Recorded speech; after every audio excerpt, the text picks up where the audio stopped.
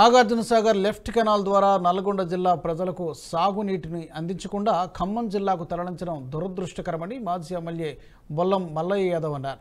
వచ్చే పార్లమెంట్ ఎన్నికల్లో సత్తా చాటుతామని ఆయన స్పష్టం చేశారు. తెలంగాణని అన్ని రంగాల్లో దేశంలోనే నెంబర్ 1 స్థానంలో నిలబెట్టింది బీఆర్ఎస్ పార్టీయేనని కొనియాడారు.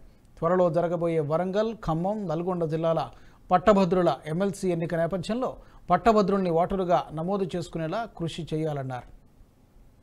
100 రోజులకే కరెక్ట్గా చేస్తామని కాదు, 100 రోజుల లోపల పూర్తి చేస్తాం మేము ఇచ్చిన హామీలన్నీ అని చెప్పిన మీరు రైతు బంధు 7,700 కోట్ల రూపాయలు మేము నిల్వ ఉంచినాము. ఎన్నికలప్పుడు వేయడానికి సిద్ధం చేసినాము.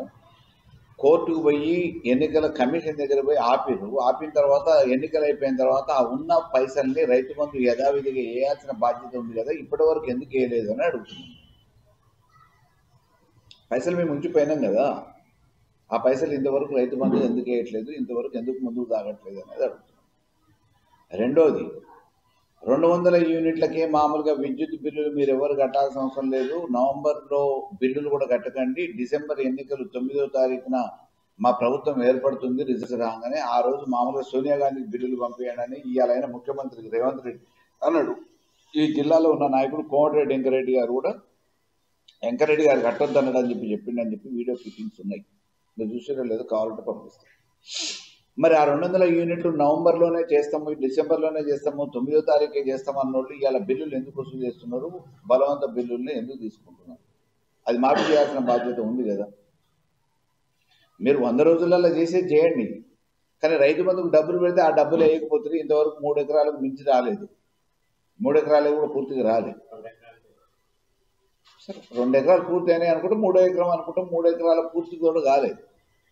200 యూనిట్లది మామూలుగా మీరే బహిరంగంగా చెప్పారు. సోనియా గాంధీకి బిల్లు పంపించమని చెప్పిండు. ఇక్కడ ఉన్న జిల్లా మంత్రి, ఇప్పుడున్న మంత్రి కోమటిరెడ్డి వెంకరెడ్డి మీరు బిల్లు కట్టకండి డిసెంబర్ 9న వస్తే నా పేరు చెప్పండి అని కూడా చెప్పింది.